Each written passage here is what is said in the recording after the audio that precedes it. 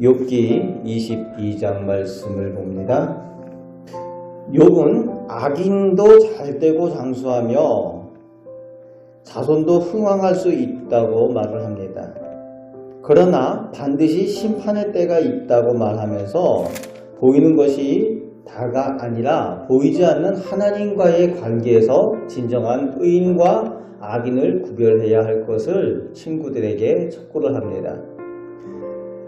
그러나 오늘 본문 대만 사람 엘리바스가 그것을 듣고 2절 3절 말씀에 하나님은 그저 초월하신 하나님이시기에 사람이 어떻게 하나님께 어떤 유익이나 기쁨이 되겠느냐 라는 그런 반문을 합니다.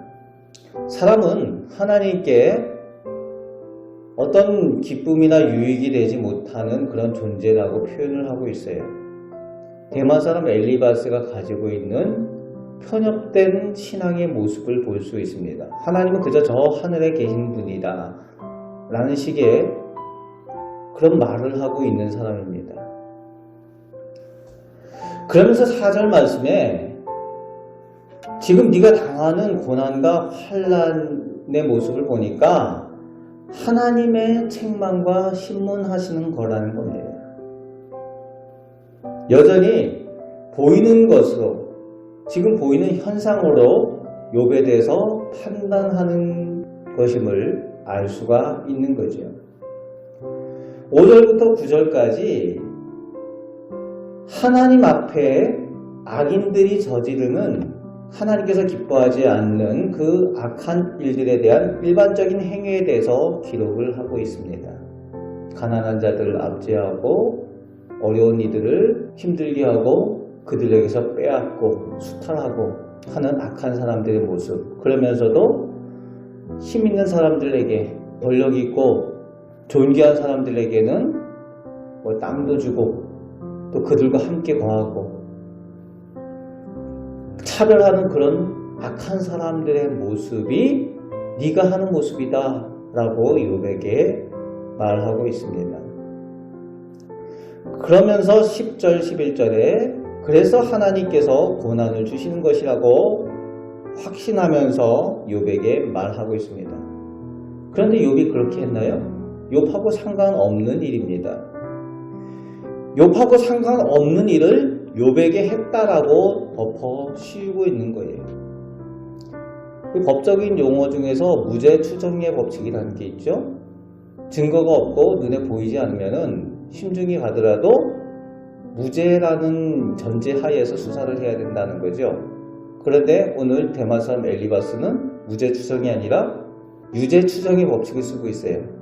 넌 무조건 죄가 있다 라고 시작을 하고 있는 거죠. 그러다 보니까 어떤 일들이 일어납니까? 없는 증거를 만들고 거짓 증거하는 그런 모습이 나타나고 있습니다. 거짓 증거하는 거예요. 거짓 증인이 되는 거죠. 오늘 욥이 당하는 이 모습이 예수 그리스도의 예표입니다. 예수님께서 하지 않은 일을 예수님을 재판하는 자리에서 거짓 증인들이 예수님에 대해서 거짓 증거했어요. 예수님을 죽이기 위해서.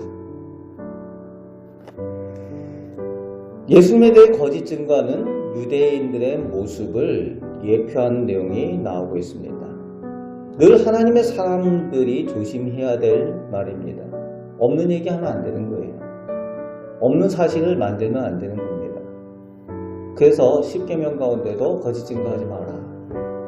그 많은 일들이 있지만 10계명 가운데에 그것을 넣어 놓으신 이유가 있어요. 사람들이 그렇게 한다는 거죠. 하나님의 사람들은 늘 조심해야 될 일입니다. 12절부터 20절까지 여전히 욥이 하지 않은 말을 했다라고 말을 하고 있습니다. 하나님에 대해서 이런 말을 한 적이 없어요. 그런데 곡해를 해서 이야기를 하는 겁니다. 욥이 한 말에 대해서. 여러분, 비슷한 이야기를 한다고 그것을 자기 방식대로 해석을 해가지고 이야기를 하면은 그것도 사실이 아닌 거죠. 잘못된 얘기를 하는 겁니다.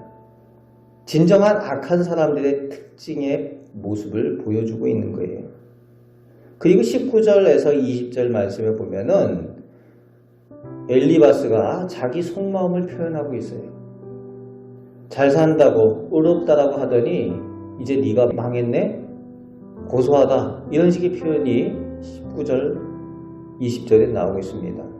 누가 정말 악인인가? 라는 것을 보여주고 있는 거죠.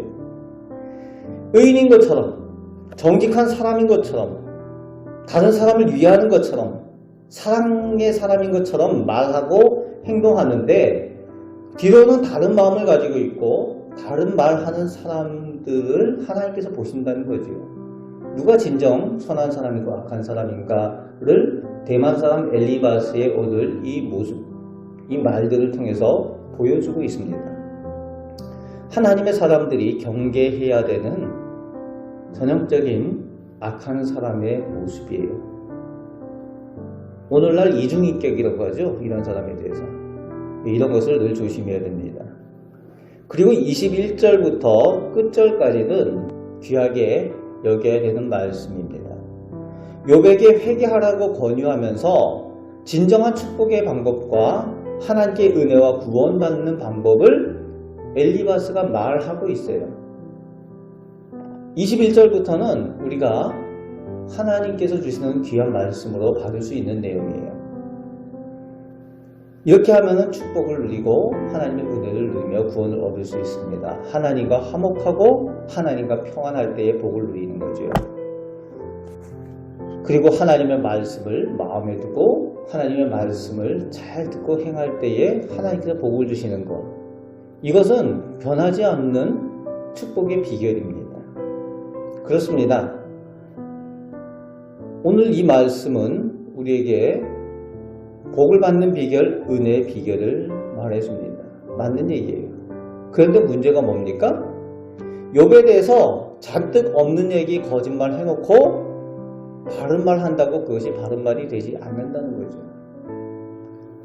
여러분, 우리가 최근에 우리 문화 가운데에 영화들이나 드라마들을 통해서 기독교에 대한 이야기를 할 때 이 얘기를 하는 거예요. 잔뜩 잘못된 일을 해놓고 바른 말을 한다고 그게 바른 말로 전해지지 않는다는 거예요. 그래서 세상 사람들이 기독교에 대해서 불신하게 된다는 거죠.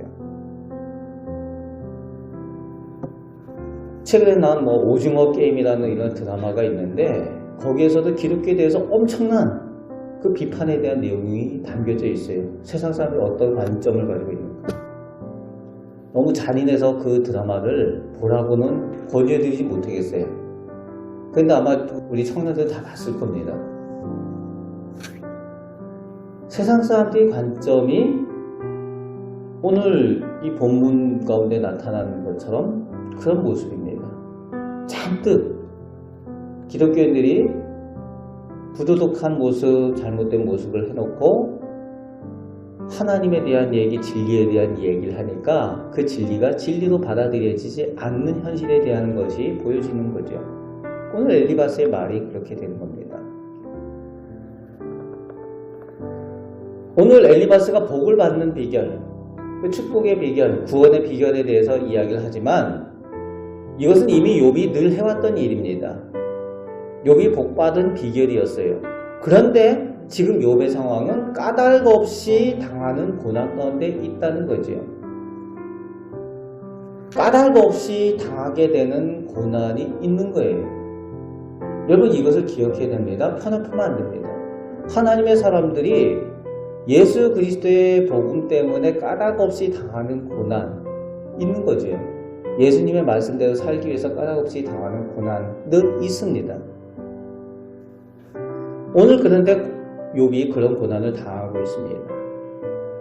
기억해야 됩니다. 하나님의 사람답게 우리는 올바른 그리고 정직한 마음과 말을 소유해야만 합니다.